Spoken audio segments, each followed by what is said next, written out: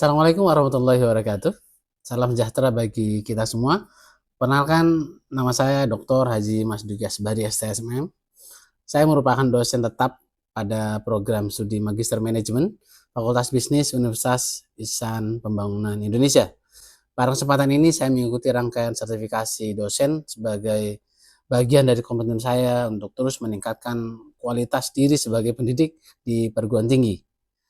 Proses ini menjadi ruang refleksi sekaligus motivasi bagi saya untuk mengembangkan kompetensi dalam pembelajaran, memperkuat penelitian yang relevan, serta memperluas kontribusi melalui kegiatan pengabdian kepada masyarakat.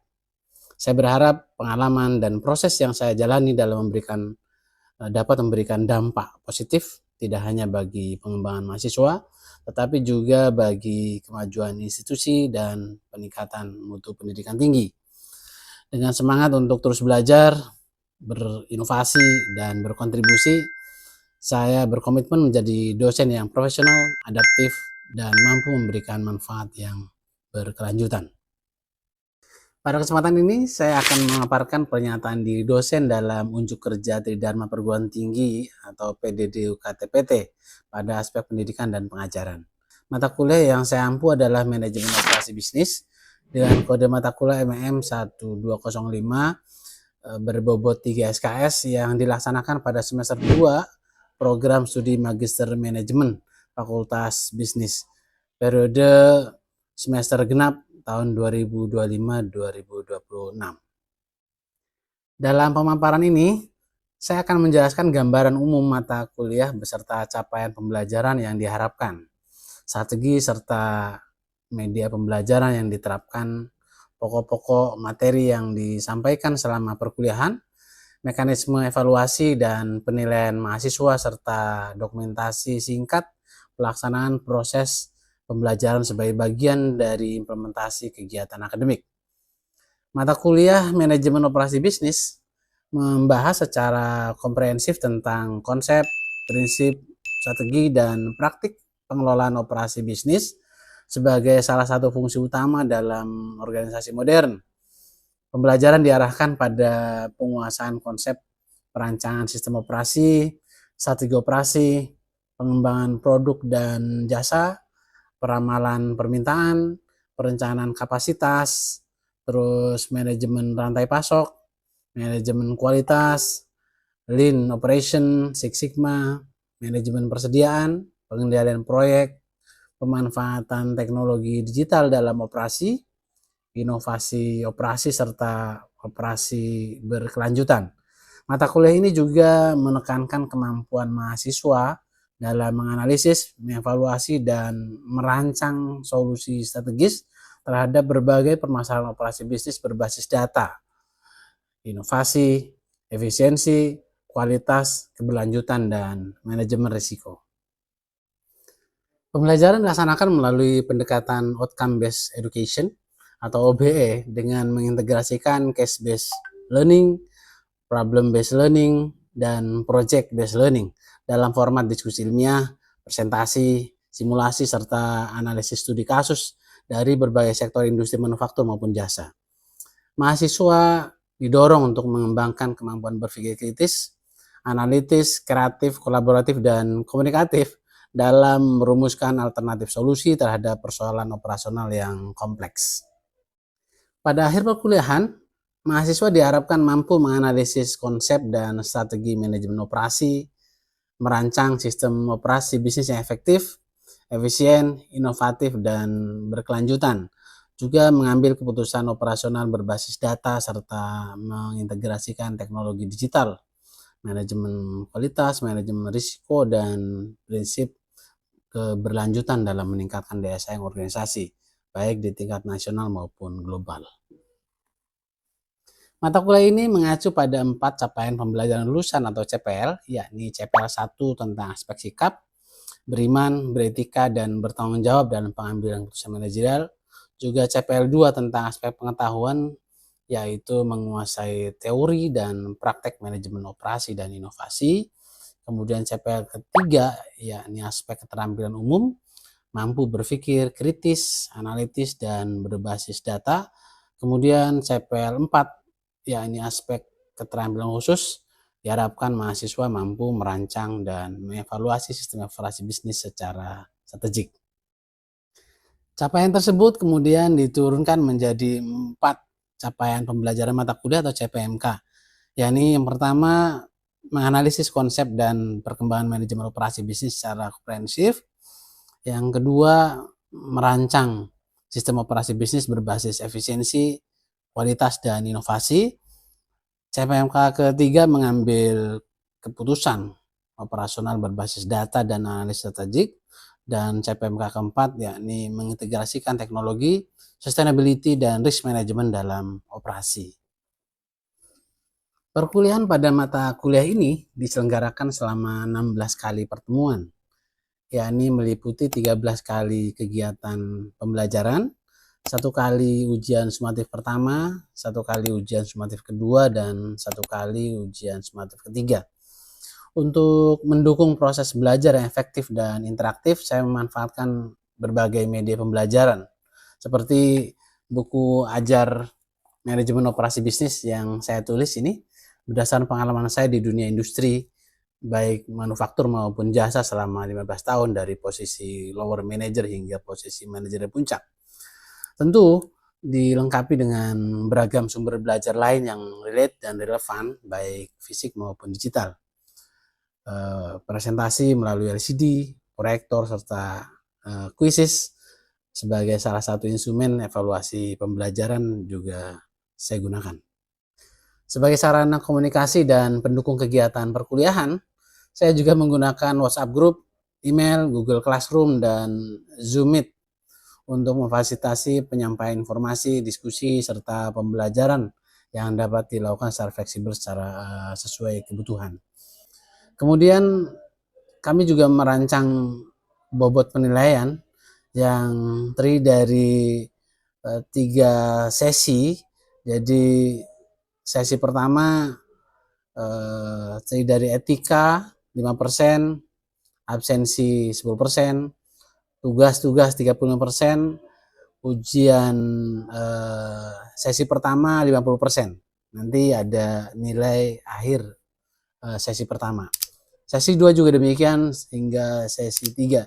Untuk nilai akhir secara keseluruhan dengan menjumlah nilai akhir sesi 1, 2, dan 3 kemudian dibagi rata-rata.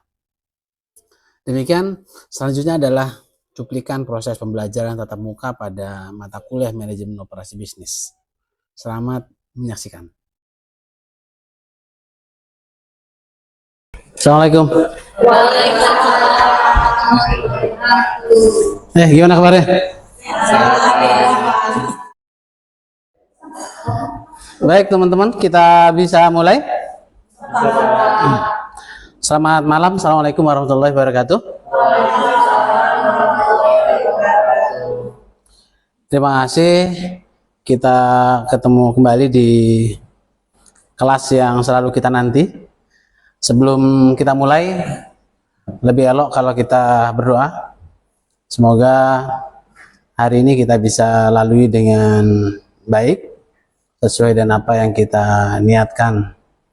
Berdoa sesuai dengan keyakinan dan kepercayaan masing-masing, dimulai.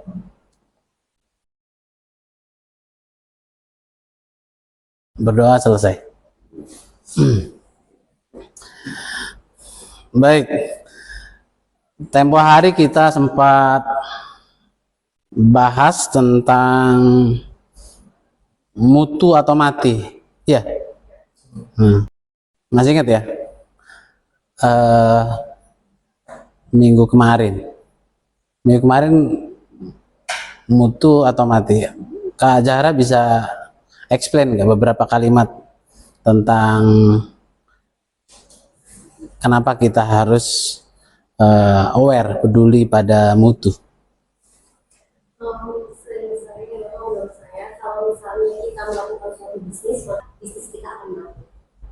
Oke, good, terima kasih. Oke.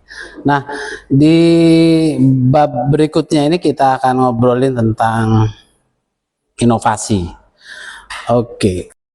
Kalau teman-teman ditanya, ternyata tidak semua perusahaan besar itu selalu menang di pasar dengan perusahaan kecil, ya kan?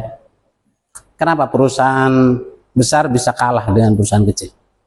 Mungkin karena perusahaan besar menganggap dirinya sudah besar sehingga dia enggan untuk berinovasi.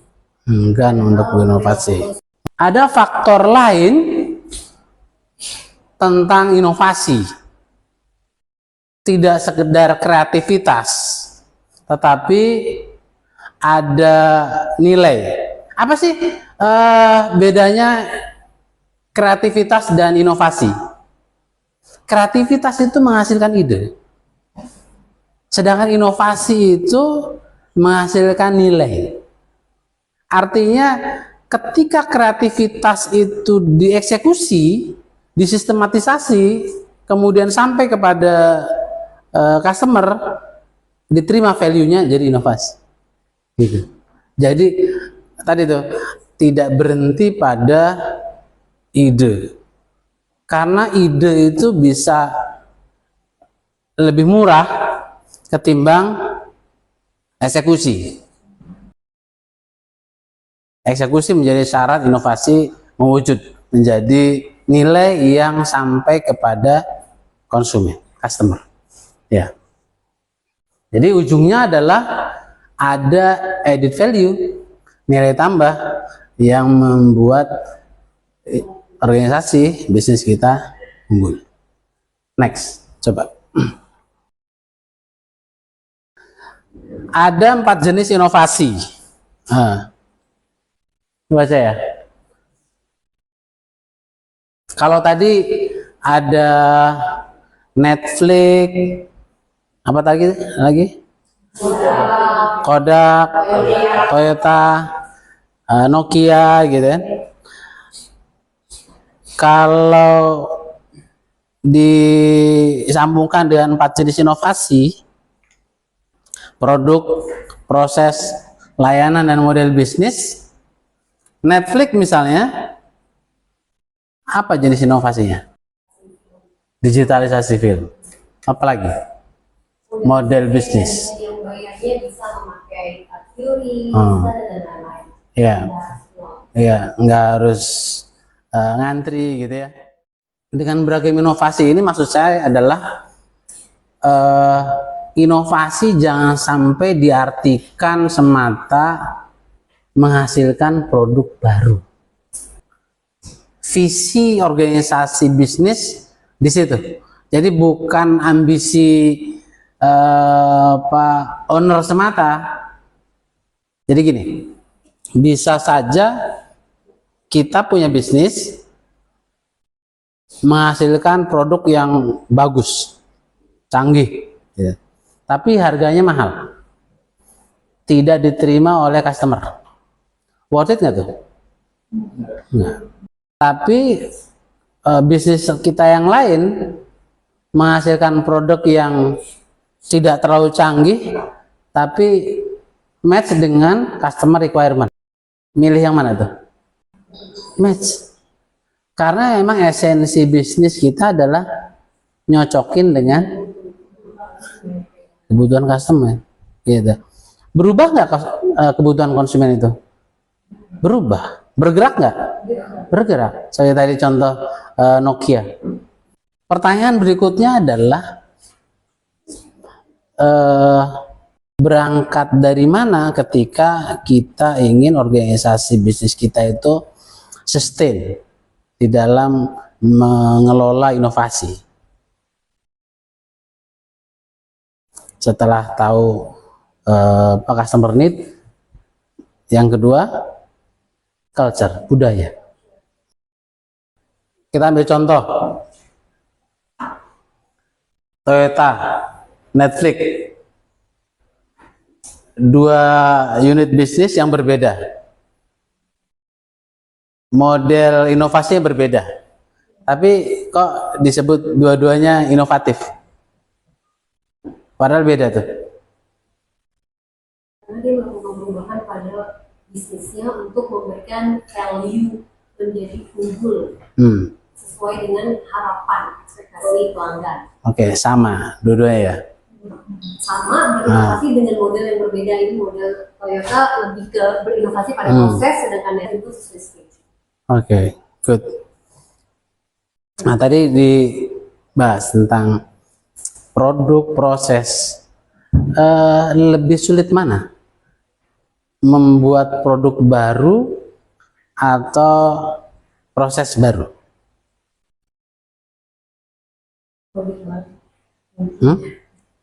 Tadi kan kita ngomong budaya tuh.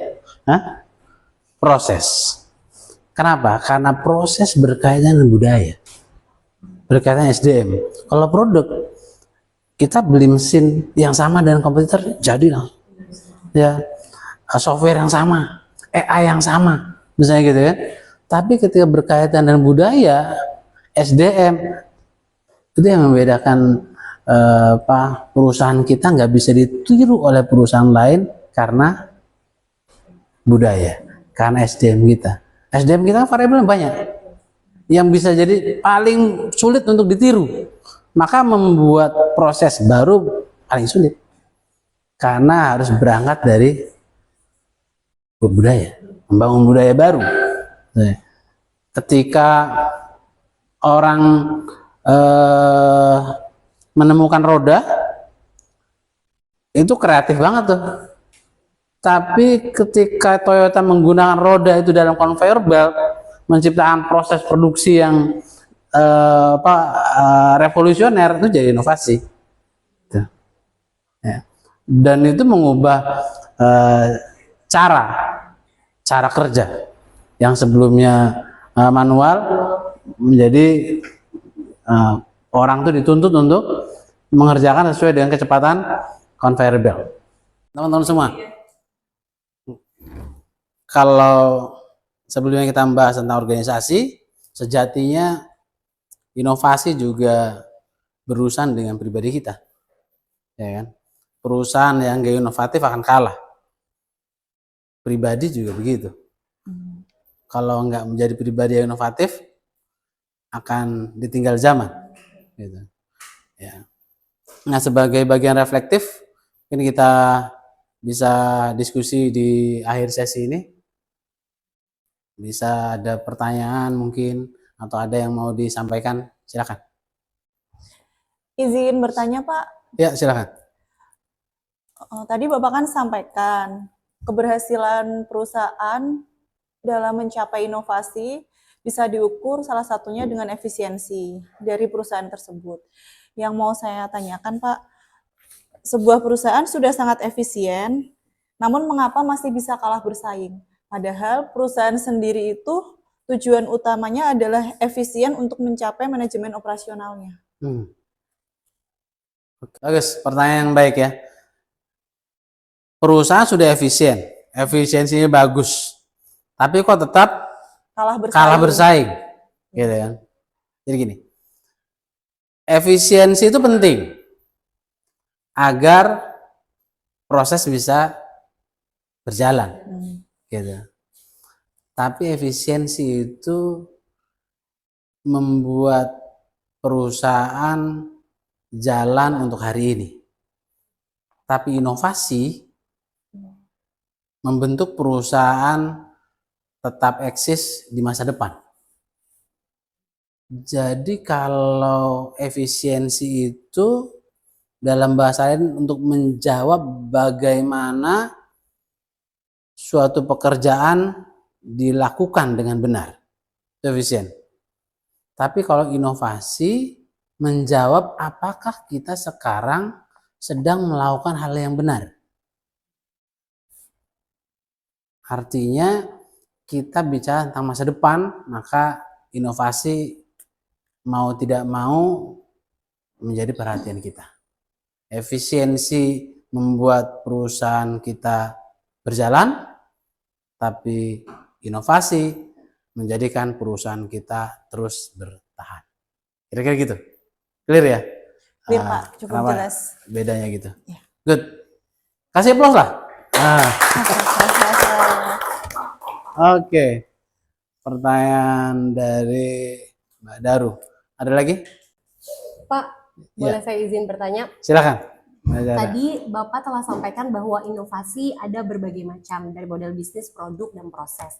Nah, bagaimana Pak jika suatu perusahaan terbatas dananya, apa yang harus dilakukan? Apakah lebih baik berinvestasi pada inovasi proses atau pada inovasi produk? Good. Pertanyaan menarik tuh. Kita tadi udah bahas ya, proses, produk. Tapi sebelum lanjut, mungkin ada teman-teman yang ngasih eksplanasi, menjawab. Oh iya, silakan. Sebelumnya mohon izin menjawab. Kalau kita membahas dari pertanyaan Kak Zara tadi itu, menurut saya itu jawabannya itu tergantung pada permasalahan dari perusahaan itu sendiri ya Pak. Apabila produk dari perusahaan ini itu masih diminati pasar, namun biaya produksinya itu sangat tinggi, maka proses inovasi itu lebih tepat untuk dilakukan. Kenapa? Karena proses inovasi ini dapat meningkatkan produktivitas, juga mampu mengurangi pemborosan dan juga dapat memperbaiki kualitas dari produk tersebut. Namun sebaliknya, apabila kebutuhan pelanggan telah berubah dan juga produk mulai ditinggalkan, maka proses inovasi ini harusnya bisa lebih kita prioritaskan gitu Pak. Jadi sebelum kita melakukan inovasi ataupun sebelum kita berinovasi, kita itu harus mampu mendiagnosis atau menganalisis semua masalah, sumber masalahnya, bukan hanya kita berinovasi untuk mengikuti tren aja gitu. Terima kasih. Terima kasih. Aplaus buat. Dalam prinsip manajemen operasi itu, ketika kita mau berinvestasi, pertanyaan pertama itu bukan ada uang apa enggak, gitu. Tapi masa utamanya apa? Gitu. Masa utamanya apa yang mau diselesaikan? Analoginya gini, dokter yang baik, ketika pasien datang nggak langsung kasih obat. Bayangkan kalau kita datang langsung disuntik. Salah dosis nanti. Iya kan? Jadi dokter yang baik akan melakukan diagnosis gitu. Jadi diagnosis yang tepat akan menghasilkan inovasi yang tepat. Kira-kira itu garis bawahnya. Terima kasih ya. Good. Next.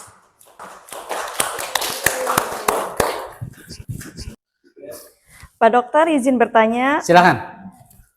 Menurut Bapak, mengapa Toyota dan Netflix sama-sama disebut perusahaan inovatif, padahal inovasi yang mereka lakukan terlihat sangat berbeda sekali? Terima kasih. Oke, good. Bagus. Toyota, Netflix ya tadi ya? Iya, Pak. Oke. Mungkin ada yang mau nanggapi? Atau menjawab pertanyaan dulu? Bapak, saya izin menjawab pertanyaan dari Pak Yusti. Menurut saya tidak semua inovasi itu berbentuk produk baru. Jadi misalkan di Toyota berinovasi pada cara bekerja, Kak. Mereka memperbaiki sistem produksi melalui lean manufacturing, just in time, dan juga kaizen. Jadi mereka menghasilkan efisiensi dan kualitas tinggi. Lalu di Netflix mereka justru berinovasi pada cara menghasilkan sebuah nilai, di mana mereka mengubah model bisnis seperti penyewaan DVD menjadi layanan streaming. Jadi mereka bisa dari streaming itu mereka berbasis langganan. Lalu yang dapat disimpulkan dari pertanyaan kakak dan jawaban saya, itu inovasi bisa mengubah apa yang dijual, bagaimana cara membuatnya, bagaimana cara melayaninya, bahkan bagaimana cara memperoleh pendapatan. Jadi itu yang dimaksud dengan inovasi. Terima kasih. Jawabannya keren, bagus. Saya hanya perlu ngasih tambahan begini. Untuk mengingatkan kita semua bahwa inovasi ini jangan sampai diidentikan dengan teknologi semata. Iya teknologi, tapi teknologi itu sejatinya hanya salah satu media inovasi. Gitu ya. Jadi Toyota dia tidak menemukan mobil, Netflix tidak menemukan film, termasuk juga Gojek tidak menemukan ojek. Tapi ketiganya menemukan cara baru. Ya kan? Cara baru. Nah, sejatinya cara baru itulah esensi dari inovasi. Gitu. Itu ya garis bawah dari pertanyaan tadi. Oke, terima kasih.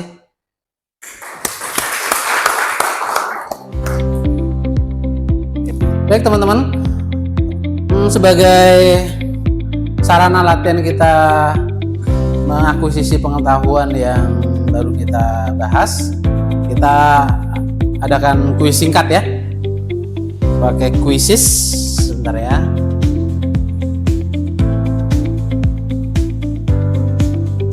Bisa di scan?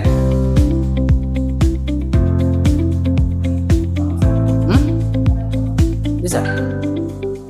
Bisa. Linknya perlu? Bentar ya. Linknya.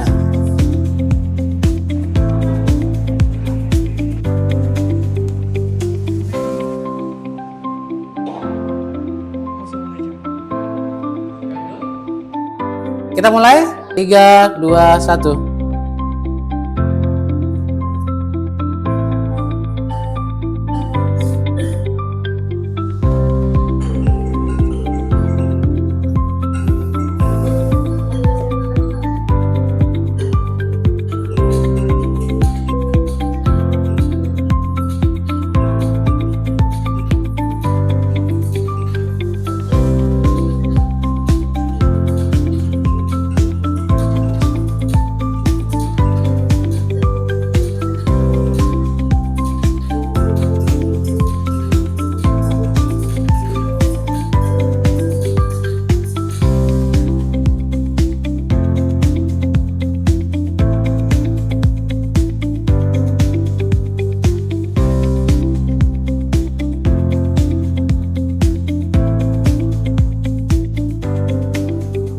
Terima kasih atas kebersamaan kita malam ini.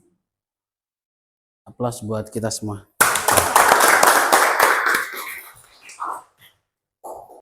Terima kasih telah menyaksikan cuplikan proses pembelajaran yang saya sampaikan.